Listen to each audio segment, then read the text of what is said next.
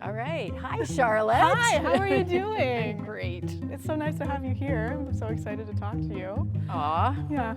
It's so good to meet you. It's so good to meet you too. I'd love if you just start by introducing yourself and just telling us a little bit about your work and maybe what one of your favorite parts of your work is. Sure.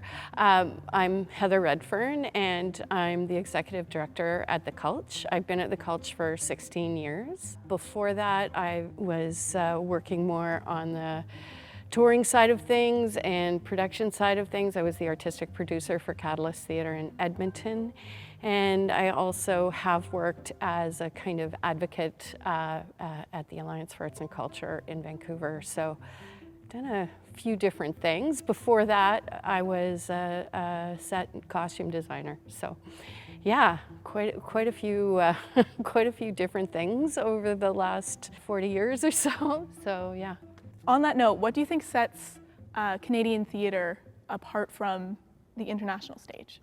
I think, well, it's interesting because I see a lot of parallels between Canadian theatre and Australian, New Zealand. So countries that were colonized and are smaller and have a kind of conversation going on right now about how we deal with colonization. And I think that that is a major theme in a lot of work in Canada. Also, immigration is another major theme.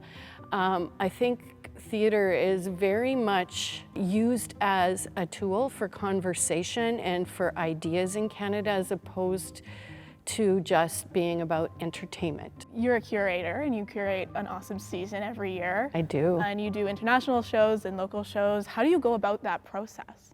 I see a lot of shows, as I was saying. And then I really try and balance the season to bring in as many different audiences as possible.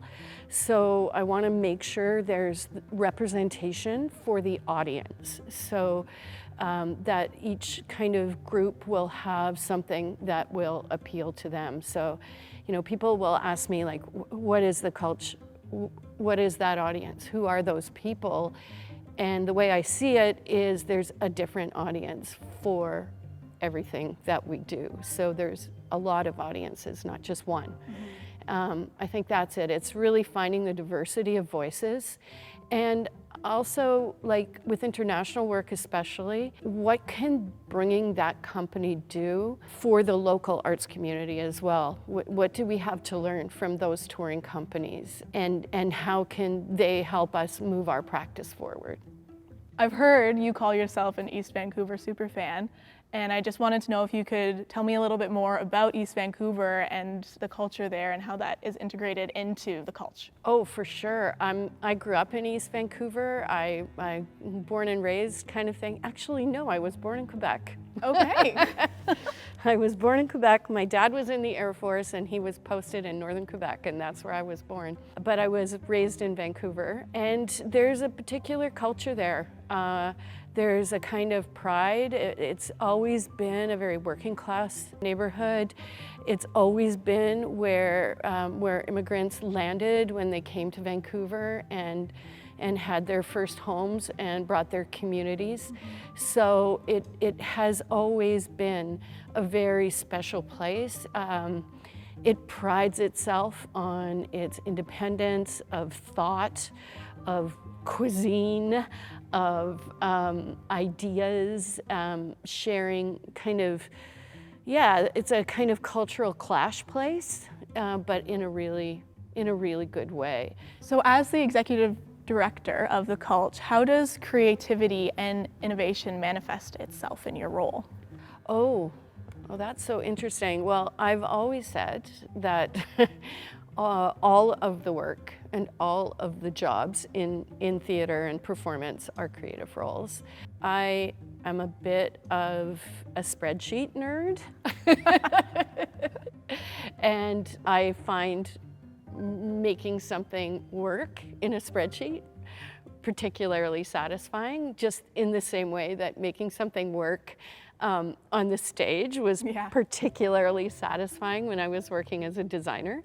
So I think it's that ability to create something from nothing, whether it's on a spreadsheet or whether it's on a stage. And also, like, I get to talk to so many artists and learn about them and their work and where they're coming from.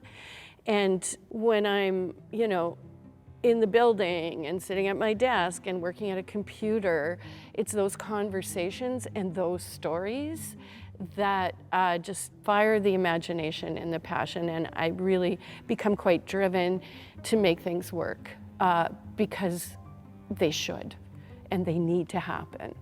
So obviously we're really happy to have you here today. What does the Gascon-Thomas Award mean to you? It's huge for me, yeah.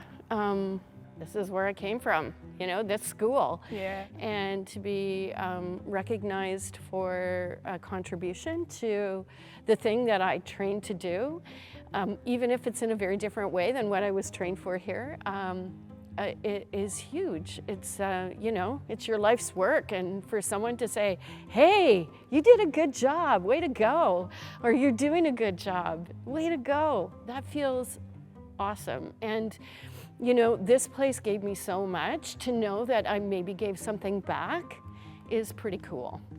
You definitely have. Seeing as all the work that you've done, you're very, very deserving of this.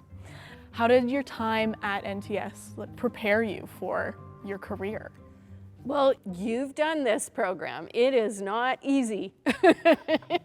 And it really does force you to become a problem solver. I learned how to get along with a whole bunch of people that had completely different backgrounds, were coming from different places, and work with them and make stuff together and have a lot of fun together. And like, the teachers that we had here are remarkable. Mm-hmm. Like, the fact that the school can draw from across the country and sometimes even around the world. The fact that I had Francophone teachers who introduced me to a whole other world was remarkable. I learned so much here. And it took me probably, I don't know, 10 years to even unpack it and figure it out and how to use it all, you know?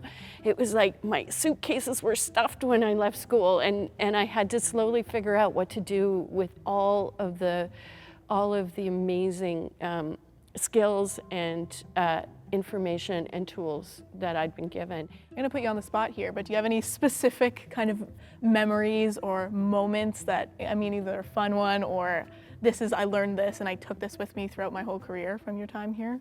Yeah, I mean, I have so many. I guess the camaraderie of being with that cohort of people that were here when I was here. I think when we hung out together, when we were just really shooting the shit, and just, yeah, that was huge. That was huge. If you had one piece of advice for an NTS student now, what would you? It sounds cliche, but you don't know how good you've got it. That's good to hear. Because it's really hard out there.